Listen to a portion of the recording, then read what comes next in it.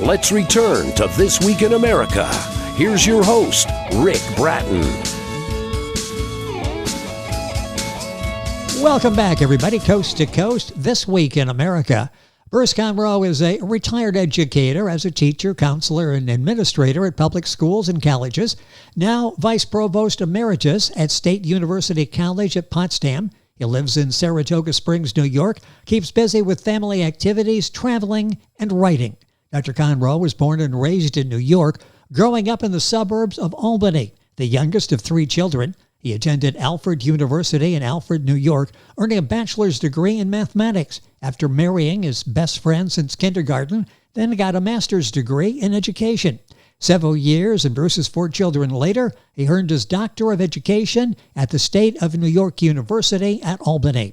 His career was interrupted by the U.S. Army draft for 2 years during the Cold War, as described in his earlier book, Memories of a Reluctant Soldier, The Cold War Revisited. We've talked about that, and I'll point you to the library for that, so the archive, so you can find it as we go through the program. He and his wife, Barbara, took over 50 trips, both in and out of the United States. The urge to travel those experiences led to writing Beyond the Horizon about the foreign trips, their life in the Army, and what was then West Germany. And back with us on This Week in America, Bruce Conroe, author of Beyond the Horizon. Dr. Conroe, welcome back to the program. It's a great pleasure to have you back with us. Thank you. This is book 2, The Memories of a Reluctant Soldier. You'll find at all the podcasting networks. Go to our website, thisweekinamerica.us, and listen to that. An interesting conversation as well. And this is his second book, Beyond the Horizon. Why did you decide to write this book? It's interesting. It's a great travelogue. We sort of feel we're there with you as you're making these trips. And it really gets us thinking about past trips as well. Why did you decide to write Beyond the Horizon? Well, that's a good question. Well, I guess I had been telling people I would have conversations here and there, including with my children, and would tell stories about something that happened in such and such a country. And I decided this is crazy. I ought to have it all located in one spot where people could read it and find out about this. And it also gave me something to do more in her memory also. As a matter of fact, we had another couple that we traveled with. The 2 women had been college roommates at Middlebury College for 3 years, way back. But with our children all grown or in college or whatever, we were able to travel as a foursome. And at this point, I'm the only one still alive. That's very, very serious stuff. Well, it is, and this is a great tribute to the memory of Barbara, your wife, and the other couple that you traveled with, as well as you're able to share so many of those experiences in the book Beyond the Horizon. You mentioned most of these have been voluntary, but 2 of the biggest forced by other factors, the draft, which we've talked about. And let's touch on that again. This is where you're at a young age, you're 23 years old, you get a notice from the government right at Christmas time telling you you've been drafted. That really changed your life dramatically, didn't it, as you were in West Germany? Well, and very quickly. I mean, yes. I got the notice and had 2 weeks for me to tell my principal of the school where I was teaching mathematics that I was being drafted. And then we had to do something with our furniture, and Barbara went back to stay with her parents until I got located someplace. So it was quite a change. Well, you made the best of that. One of the first chapters in the book is by the Blue Danube River. Talk about, is it Regensburg? Am I saying that correctly? You make the sound, that area, come alive as you're describing it in the book. Talk about that experience and what it was like being there in that culture for that period of time.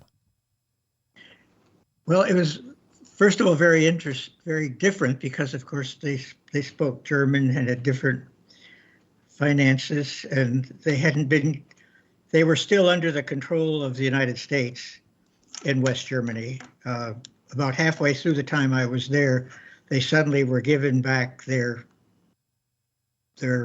powers, I guess that's the best word. Yes. But they were all very friendly, and we had no trouble because I was not a sergeant or above. We couldn't live in base housing, so we had to find it in a house. So the other book tells a lot about that. And Barbara came over. Her mother, she was pregnant, and her mother wanted her to stay there, have the baby and all that. And she said, no, I won't have the baby here. And then a year later, Bruce gets to see his first child. So she came over, and she really, really was a great trooper. I really realized how much she loved me. It was because she never complained about the conditions we were living in. That's detailed a lot in the first book. And you went we through had a lot of fun there. too. Well, yeah, you did, and you saw a lot, and there were the ups and the downs and the moving. It's all in his first book, Memories of a Reluctant Soldier, The Cold War Revisited. Our guest is Dr. Bruce Conroe, Conroe, Conroe, and the book available wherever books are sold. His website, bruceconroe.com, CONROE.com, and all the links on our website, thisweekinamerica.us. Before we talk specifically about some of the areas and the fascination with travel that you went through, let's go back to that to the draft and being over in West Germany. Talk a little bit about what your job was there. How you're drafted. Okay. You probably don't know what's going to happen. What did you end up doing? What was your function for the Army? At first, of course, this is the Army, and at first, the first 16 weeks, you're in 2 different camps to do training, how to shoot guns and how to march and how to do all sorts of things. And then they divided us up and sent us off to different corners of the world. I was lucky to get the one in West Germany because it turned out we didn't know that what had happened, but when we got there, we discovered that, for example, financially, it was great. Their money is in marks, Deutsches Marks, and there are 4 marks to an American dollar at that time. This is 1955. We could go to dinner in a nice restaurant, and it would be maybe 10.5 marks. Well, that's only $2.50. Ah, yes. And after our son was born and got big enough that we could park him on a bench and push a chair up against it and hand him a roll to chew on, we would go out to dinner quite a bit. So as I started out, I was a gunner on a tank. Luckily, that only lasted a couple of months because one of our lieutenants in our company must be in charge of education or something, and had gone through people's records, found out that I was a good typist. He said, how fast can you type? And I said, well, I used to be able to type 50 words a minute. Would I like to become the company clerk? And I thought, oh yes, anything to get off this tank. Oh yes. But then it turned out that the company commander needed somebody who spoke German to drive him around and everything, so it didn't work. So then about 2 weeks later, they came back to me and said, would I like to be the supply clerk? And I thought that's even better because it's downstairs in the lower level away from everything else going on. And I had to keep track of all the tools. This is an armored cavalry. People say a cavalry. It's an armored cavalry, which means, unlike the infantry, you're not walking every place. If there's a battle going on, you are assigned on a vehicle. So that was it. So I had all those vehicles and all those tools and everything else I had to keep track of. And I also was promoted right away to private first class, which meant up as 1 step. Then later, about a year later, I became what's called Specialist 3. The Army had turned jobs that were equal to some of the high jobs, had converted them into specialists if you didn't have men under you that you have to keep track of. So I rather enjoyed that, and I could go to work every day. And eventually we bought a car, so that gave us some traveling a bit. after Barbara came over that September of 1955, Scott was born, our oldest son. He's now 65. Born in Regensburg, where we lived, and I worked in Fort Skelly. So he was born, and we could take him with us in a lot of different places. What a great opportunity for him too, wasn't it? I mean, Yes. growing up in that atmosphere. I'm not sure how much he remembers, and this is why this book is so valuable in your family and others too. We read that, and it takes us back to a period of time that we sort of remember the Cold War. You take us back there, what your role was, and what the mood of the country was, wasn't it? There was some uncertainty as to what was happening out there. Well, and see, I was in for 2 years, and in the second year, the Hungarian uprising took place. Oh, yes. Which was dangerous for us because we didn't know if the Czechs were going to pull something. So we had to go through all sorts of practicing to go into battle if that should happen, but it didn't. And that whole uprising only lasted a month, and then they were able to move on. Well, tense times, and those are all discussed in detail in Dr. Conroe's first book, Memories of a Reluctant Soldier, The Cold War Revisited. You'll find that book Amazon, all of the usual places. And our interview, you can find 22 different podcasting networks, Apple, Amazon, Google, all of those, and information on our website, thisweekinamerica.us. Beyond the Horizon, a different approach, talking about all the travels you took. I mentioned 50 different trips, in fact, over 50. I think, 43 countries. You went back to some more than once. How did you determine where you were going to go? You've touched upon, basically, it sounds like all corners of the world. How did you decide where to go? Well, after we teamed up with this other couple, and we would get together someplace over coffee and a meal and talk about what do we do next. And we really got into river cruises, especially on the Danube. The city of Regensburg, where we were living when I was still in the Army, was right on the Danube River, the blue Danube. And on a nice sunny day, it really was blue. You were talking about finding a location. So after we got a car, we were able to drive out of the country. And as a soldier, I didn't have a passport because we were the people running the country that way. And Scott was listed on Barbara's passport, so we could drive places. We went into the Bavarian Alps, and we went various places and did a lot of driving around. And also, the last house we lived in Regensburg, the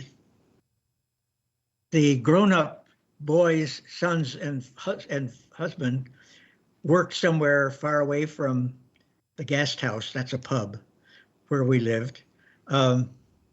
So Barbara would take the car and take those people shopping or whatever they needed to do, and that made things quite good.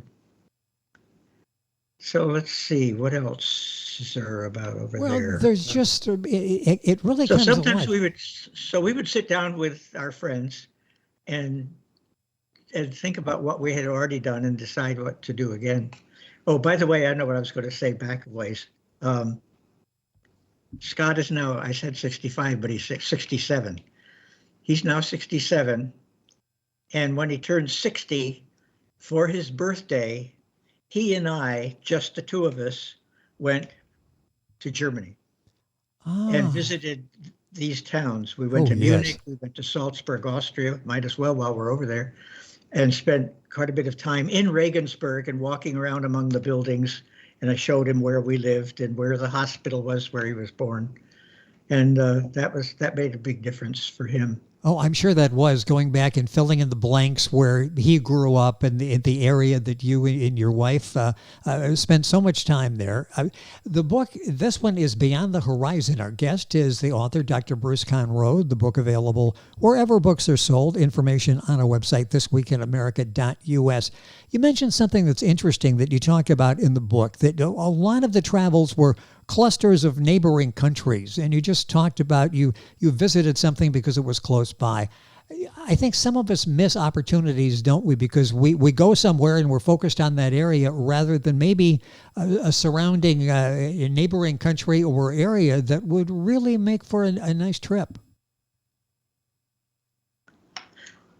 Yeah, we were in, this is after we're out of the Army and all that. Yes. But we were in Sicily on a tour with our friends, and we overheard our guide say to somebody that Tunisia was going to open up to tourists. They weren't before that. And they were going to start the next year. So we quickly signed up. We thought there's an opportunity. Oh, yes. To go to Tunisia. And actually, it was a good thing we did, because about 3 years later, they were cut down because of politics going on there. So sometimes we would have these discussions with our friends and figure out what we wanted to do next. And it was great fun. You were talking... got to be more work as we went along, as we got older. But that's right. I'm still doing some traveling now. Well, I mentioned that in the beginning. Who's also a widower, and we. Oh, that's great. I pick out some places and we go.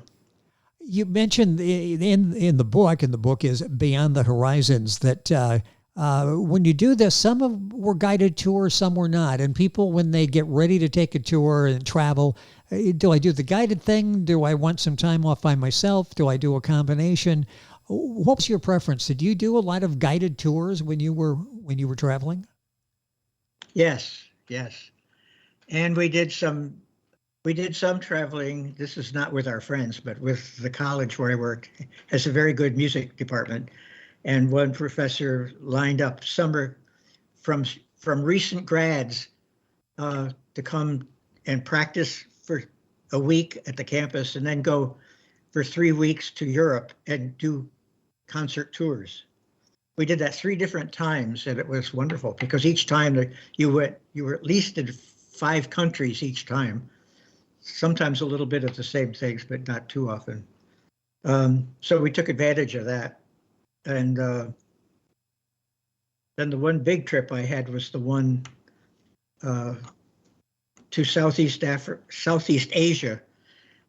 The day I was retiring, the college president called me into his office and asked me, would I be willing, at no expense to me, except food, I guess, would I be willing to go on a tour of 7 countries in Southeast Asia? And we did them.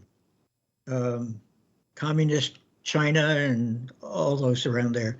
And go to the high schools in the capital district of each of those countries, American high schools, and talk to the students. And these were people from colleges all over the United States agreed to do this, and talk to them about college and our colleges and so forth. And it was really quite an opportunity. That I went home. We were building a house here in Saratoga at the time, and my wife was going to have to be by herself someplace. And I said, well, you don't want to do that. And she said, you cannot not do this. It's all sealed and wrapped and paid for. Yes. And, we started in Singapore and ended up in Tokyo after going Hong Kong and Korea, China. What amazing trip that had to be. The area that you saw, the people you met along the way. That almost sounds like another book there. That would be a fascinating book on the various perspectives from Americans in these countries, some communist countries. A couple minutes left in the program. In the book you write, it's very worthwhile to be somewhere where you don't necessarily speak the language, but admire the scenery and the ancient buildings. And so often when we're determining where we would like to travel, we're concerned about the language. And you're saying, don't be that concerned about it. Just go suck up, absorb what's there, the culture, what's there. Talk about the importance of that. I have a collection of tiny books that are one is German, one is Spanish, one is Italian, all the languages, just little pocket books that you could carry around with you. And more, the other countries people are learning English. And everybody was friendly, especially when we were singing in churches for that one series. Sometimes we stayed with families. Then when we were traveling with our or the couple, we did various things. We even drove on the left-hand side of the road in some right-hand side of the road, I should say, in some, no, the left hand, Yeah. some countries, and that was interesting. What's nice now is they have the euro in Europe, and so in some of those earlier visits, every time we changed the country, we had to change money. Oh, yes. Well, that's true. That's not true now with the euro being available. So, and it's always good, I think, to ask questions of people that you know have traveled, and ask them questions about the trip they took and what they liked about it and what they didn't like about it, and see what you think. We've got a couple minutes left. You mentioned you're still doing some traveling. Is there a place that you really want to go? You haven't been there yet, but you're really thinking about maybe that could be the next trip that you're going to take. Which one? Yeah. Do you have any in mind that you'd like to go there and you haven't done it as yet? Well, we're doing more in the United States because of COVID in the first place. Yes. When they started opening, when they reopened after COVID sort of died down. So we've been on, there are river cruises. The last one we did was on the Mississippi. And then we've done, this is my friend and I. And then we've done one up in Washington and Oregon and that area too.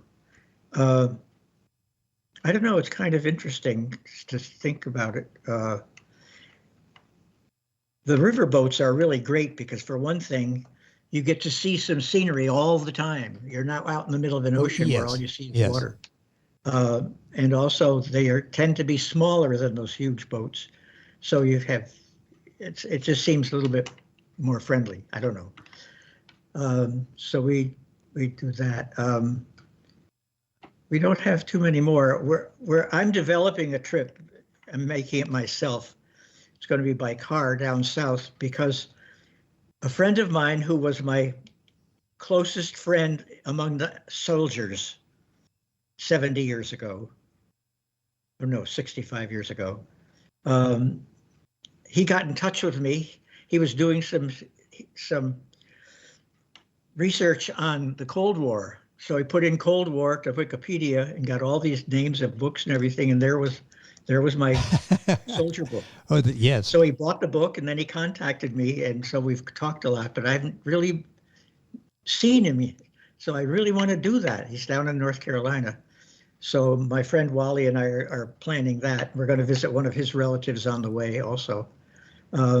That'll be a great trip. We'll just plan that out ourselves and find places to stay overnight. You know, in travel, I've often thought it's almost as much fun planning the travel as it is actually traveling, the anticipation going through and picking out what you're going to do. Is that part of the fun of travel, the arrangements before you get there, the travel planning? No, we never went to any travel planning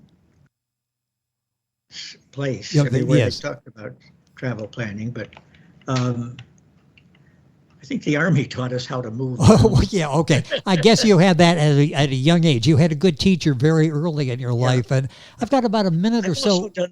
I've also, I don't say too much about it because it sounds like bragging. At one point, I said to all of my children and grandchildren, would they like to go on a tour of Scotland? And there were 18 of us. Wow. Of my children, grandchildren, and great-grandchildren. One included a whole family, for example. And for that one, I arranged it through a tour company. And then I rented a truck here, a bus here to take us down to JFK Airport. And you work it all out. Oh, yes. They're very helpful in AAA, too, for anything like that. That sounds like that was a wonderful trip and memories to share with your family. I've got just a few seconds left here. The first book we talked about, Memories of a Reluctant Soldier, the Cold War Revisited. Also a love letter, a tribute to your wife. This book is the same, Beyond the Horizon. This is a relationship that goes back to the first day of kindergarten when you saw a girl that reminded you of Shirley Temple, and you're thinking, wow, this is, and that stayed with you. Yeah, she really did look like, had the same blonde curls as Shirley Temple. Of course, young people don't know who I'm talking about, but that's okay. Google it, kids, if you don't know Shirley Temple. You'll find out Yes. that Oh, this yeah, you was can just, find out.